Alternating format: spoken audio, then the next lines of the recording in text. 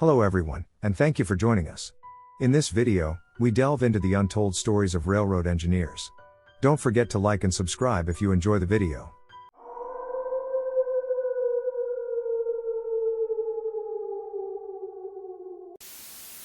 My uncle's best friend was a conductor/engineer for a train years ago. He told me that one night he was going up through North Florida and saw some deer on the tracks, so he laid on the horn to scare them off. All but one ran off the tracks. The last one ran in front of the train, along the tracks. He had to try to slow the train slightly to keep from running the deer over, but he couldn't.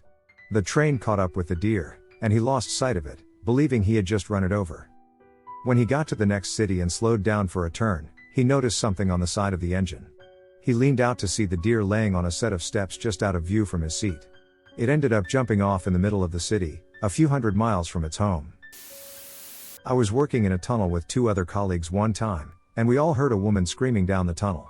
Like in the films, when a woman sees a dead body or a man with a gun, it kind of sounds like hysterical screaming. Two of us start sprinting towards the noise, and after 5 to 10 minutes, we realize there is nothing there at all, no noise or sign of people. We are so sure we heard screaming that we go to the next station supervisor, who informs us there is absolutely no one working around that was close enough for us to hear. We were in the deep underground section, and we all heard that same noise that was creepy. I have heard a colleague speak about walking alone in the tunnels, again away from all people close to him on the night, and hear someone whispering and another colleague hear chains at an abandoned station. I'm not a supernatural person, but I have no reason to doubt these guys' stories, as they were told to me one-on-one when I asked a similar question to Op. Very quiet when you're on your own underground, so it could be mind playing tricks, I guess, but still a creepy experience. Also, to lighten up the spookiness, there are a few women who actively flash train drivers from their houses that back onto the train lines. Never seen any of them but been in a cab with different drivers talking about it happening. I looked everywhere in my drive for the photo, but I can't find it. I was working at a BNSF railway in Stockton, California, maintaining the cranes that pull cars off the tracks when a freight engine rolled in with the front end a little caved in, covered in red. The entire front end was covered in what appeared to be red, bloody chunks, a paste left over from rolling through maybe a herd of cattle or a horde of zombies. I didn't know what to think. I felt my stomach churn, and my coworker turned green and heaved a bit. I asked the foreman what happened, and he told me some teenagers jumped out in front of it. Later, I grew a pair and walked up to it as these folks were cleaning it without any signs of being affected by the sight. It turns out the train hit a stalled fiberglass trailer filled with tomatoes that was headed to the Hunt's Cannery in Oakdale. I worked in a rail yard. Not out on the rails themselves as an engineer or conductor. But we saw a few interesting things. My buddy saw what he thought was a black garbage bag laying inside the well of an intermodal car. We have to remove any debris, as the shipping containers won't fit in properly. He reached in to grab it and quickly pulled it up, only to discover it was a dead vulture. Feathers fell off, and he dropped it and began screaming and running down the tracks. I was hysterical. I told him he still had to get it because it was on his side of the train. The best story, though, was working the overnight shift. The train came in and was parked. A few hours later, I see a disheveled man walking around, looking lost. I had heard stories that we occasionally still get hobos riding the rails. And this gentleman was my first. The official railroad policy is to call the cops and have them arrested for trespassing. But the unwritten rule was that if it appeared they were not trying to steal or vandalize anything, just escort them off property. I asked the guy if he's looking for the exit, and he says he is. I pointed it out to him, and he thanked me. He turns and says, "Hey man. Where the hell am I? I've been riding the rails all day and fell asleep. I had to get the hell out of Baltimore." I looked at him and said, "Baltimore?" He looked confused. Apparently, he got on the train at the rail yard across town. Rode over to a classification yard. I fell asleep and woke up in our yard across town. 6 hours, and he had gone about 5 miles. He was pissed. I was trying not to laugh. As he was muttering to himself out the gate. I am a freight conductor, and we hit a young lady walking between the two main tracks at like 5 in the morning. That stinks, and dead bodies are creepy on their own, but the craziest part was that I thought we hit two different people. The woman that I saw was white and heavy, and in her late 40s, she was walking toward the train, leaning out in front of us. When myself and the brakeman walked back to find the woman, what we found did not match what I saw. She did not go under the train, so she was mostly in one piece. We found a Latin woman who was very thin, and I later found out she was in her early 20s. Now I thought I was crazy, but the brakeman started asking me if we had hit 2 people and described the woman in her 40s as the same as I had seen her. Needless to say, we only hit 1 person. He and I were convinced that this young girl was possessed by some evil entity. The face I saw before we hit her still pops into my mind occasionally. It was evil, twisted, and full of pain. Hey. Former Gandhi dancer, track repairman, for the CN here. There is some pretty weird stuff out there, depending on what cities you run through. Mostly bodies, human or animal. One derailment I was called to was because someone had lit about 100 feet of track on fire and damaged the ties. When the train passed over, it pulled the spikes right out, and the rails flopped over. Also, I was on site when a washout happened. We were there because the ballast was old and not draining correctly, and as I drove the truck over a section, I looked out to see the whole embankment just slide out from under the track. Nature is a scary bitch. Also, I have become really good at telling what animal a ribcage belongs to. Now I have a desk job. Sometimes, I miss the field. Conductor of passenger rail here. Now that means I don't see nearly as much railroad as engineers or freight conductors, but I've seen enough. There isn't so much as creepy anymore because a lot of things that happen up there are so common, i.e., hitting people, hitting every type of wildlife ever, and seeing people where you never thought someone would be at 3 a.m. because they like trains.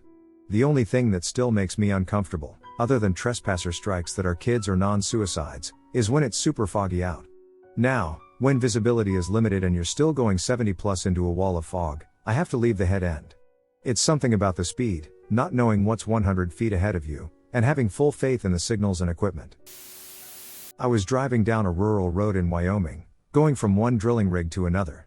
This was in the Powder River Basin, so there's coal mining going on too, and there are many train tracks that carry all that coal away. So I'm driving a pickup truck with a guy named John. There's a truck pulling a low boy ahead of us. He's got a tractor on the low boy. We come to the train crossing, which is pretty rough. The low boy starts to crawl over the tracks, then stops. He got hung up on the tracks. I stop for a minute and ask John, "Hey, should we stop and help?" John says, "Heck no, he did it to his own dumb ass." So he's the boss, so I keep going. We go down about a mile, and the road curves around and then starts heading back the way we had come. We were pretty close to the rig, but not so close that the rig noise could drown out the sound of a train whistle. I look back at the tracks, and that low boy is still sitting right where we left him. Holy shit, John. There's a train coming, and those guys are still on the tracks. I stop the truck.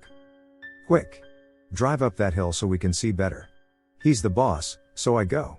As I am climbing the hill, unable to see anything, I hear a noise. Not sure if it's the rig or not, but something. We get over the hill and can't see. So we do our thing on the rig and start heading back. The train is stopped on the tracks. I stop the pickup and start walking to get around the train. I was so scared that there was going to be death and mayhem on the other side, but if there was, I figured we were the last people to see that guy alive, so we'd better go see him. I got around the train, and it was all good. The train barely nicked the truck, knocking it askew, but the low boy and tractor were sitting there just fine, and the driver was okay too. I often wonder if we had stopped, if we would have all been so engrossed in trying to get that low boy off the tracks, if we would have even noticed the train coming. I'll never know, but it was still a weird experience for me. I am not an engineer, but as a substance abuse counselor, I had a caseload of engineers and conductors who were sent to 90-day rehab. Most of these guys belonged to the union and were mandated to dry out after failing a random piss test. About 90% of the men I worked with had developed very serious addiction issues over the years due to the loneliness and solitude of their schedules, which pretty much set them apart from family for days at a time. An engineer or conductor would typically receive notification on the same day and be out for 3 or more days, 1 day conducting or engineering a 100-plus boxcar train, 1, 2, or 3 nights in a motel, then 1 day conducting or engineering another 100-plus boxcar train back to the original station. In addition to the solitude and lonesomeness, these guys had yet another basic similarity in the horrific fact that each person had their own terrifying memory of killing someone by hitting them in various ways with the train that they were conducting or engineering.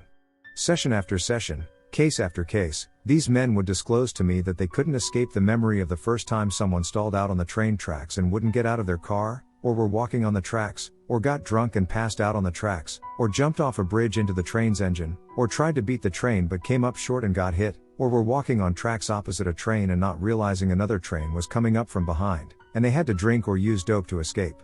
The primary issue each man had was that the train was just unable to stop fast enough. It was definitely an eye-opening experience. I never knew that side of the railroad. A friend of mine inspects railcars for leasing. He was down in Texas, in the middle of a huge outdoor railcar storage lot. There are rows and rows of railcars. He was inspecting the wheel bearings of each of the cars by getting under them and taking a look around.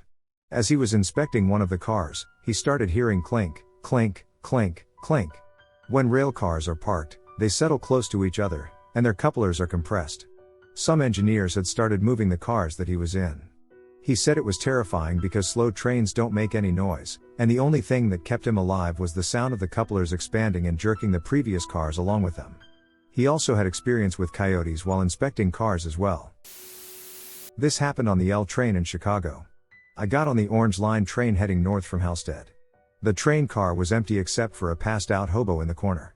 The next stop, this weird-looking old guy gets on, locks eyes with me as soon as he enters, and, despite having a complete empty car worth of seats to choose from, sits down directly behind me. He never breaks eye contact as he does, and he had some of the most sunken blue eyes I had ever seen. He rides behind me for a few stops while other people file in and out. The whole time, I could feel him burning a hole in the back of my head. I get off at the transfer station, and I watch as the doors close behind me. Creepy old guy is still sitting in his seat, still gazing into my eyes as the train pulls away. I ran through the station to my next train, and after riding it for several stops, I got out and looked around for my friend, who said she would meet me at the platform. As the people dissipated from the station and I looked for my friend, I realized the same guy from the train I had been on earlier, the same one that I saw pull away with him still on it, was at the end of the platform and still staring intensely at me. I froze, felt confusion slowly fade to horror, and booked it out of there. I told my friend, and she was like, okay. My grandfather was a signalman for the railroad before moving up the ladder. This was way back when they didn't have trucks to ride on the rails but had to use an open-air vehicle. He would get calls in the middle of the night. He worked in Louisiana, Missouri, and Arkansas. There was a lot of the typical stuff: wild animals, people, most likely hunters, in the woods at night, etc. The 3 stories I've heard that were the creepiest were when he had to show up for suicide. The man ran at the train with open arms. The engineer was understandably disturbed and ended up quitting. The second is a tunnel in my town called the Tunnel of Love by locals. It's spray painted at the entrance, where people would find animal limbs, wild animals but also dogs and cats, probably just hit by the train, but the bodies would be absent. Once you got about 1/4 through, you could also hear what sounded like people singing in the distance and things banging on metal. He used to take my mom and her siblings in there, on the open-air vehicle, and stop in the middle. He'd tell them, if you see or hear a train, press yourselves against the walls. Obviously, he knew the schedules and wouldn't put them in danger, but he had fun watching him squirm. The last wasn't something he saw but happened on the day of his funeral. He died of a heart attack, but not immediately. He remained on life support for about a month. Regardless, it was sudden, and he was still working at the time. On the day of his funeral, members of the railroad company followed behind the hearse in the railroad trucks. As they were going through town, all of the lights and crossings were going crazy. After the funeral, my mom approached some of his coworkers and asked which one of them set that up, and all of them were just as baffled. No one had any idea of what was going on. We like to think it was his way of saying goodbye to his coworkers and family. He had worked at the company his entire life, and my mom and I have both had experiences where he's come to us in dreams that were very different than a regular dream. I don't know how to explain it. Maybe it was a big coincidence, but maybe not. He also saw the Gurdon light, which I think is actually swamp gas. My dad worked for BNSF for 43 years before he retired 4 years ago. He was a yard master, but he still saw some pretty strange stuff. 2 stories that immediately jumped to mind. A young couple in their 70s were making out on the platform before an Amtrak train was taking off. The girl was supposed to be inside, but she kept making out with her boyfriend all the way up to and past the last calls before departure. The train was leaving the station when she realized she wasn't on board. For some reason, she decided to jump onto one of the ladders and just hold on. This was a train leaving Blaine, Washington, and heading to Seattle. A good chunk of time before it would stop. My dad happened to be out inspecting something totally unrelated and was the only railroad employee to see this happen. He had to rush back to the station in order to radio the conductor and stop the train. People drove out to where the train stopped, and the girl was alive, but in such a state of shock. Her hands were so tightly wrapped around the ladder that she could not let go. I don't remember how long it took them to get her to be able to physically let go, but it wasn't easy. Another time, He was doing an inspection in Sandpoint, Idaho, shortly after I was born, in the early 80s. He came across a family living in a train car. Of course, the policy is to not allow this sort of thing. He was supposed to call the cops and have them arrested for trespassing, squatting, etc. Instead, he told them that he wasn't going to do anything, but if someone else caught them, they'd probably be removed pretty aggressively.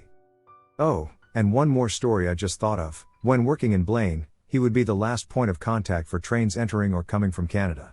He was supposed to inspect all the proper forms for customs and such, also back in the 70s, strange that a non-government employee would do this. He found one car that didn't have everything properly filled out, so he had to deny entry. It turns out that the CEO of the company who had that freight was a personal friend of the CEO of Burlington Northern, so he actually got a personalized letter from the CEO of Burlington Northern informing him that he made a grave mistake and that any similar action delaying transport for his friend would result in the loss of my dad's job. Dad probably could have been praised as a whistleblower, but it was a drastically different time.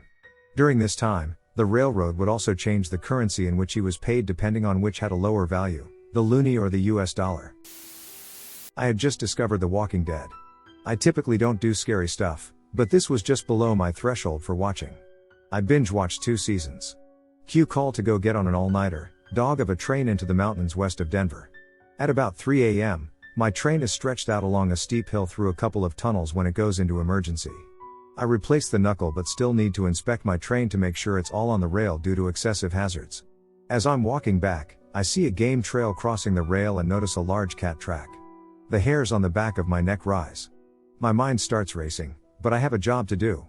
I had been walking in deep snow until I got to the first tunnel, where I am back on ballast. I make it halfway through the tunnel when I think I hear something kick ballast behind me.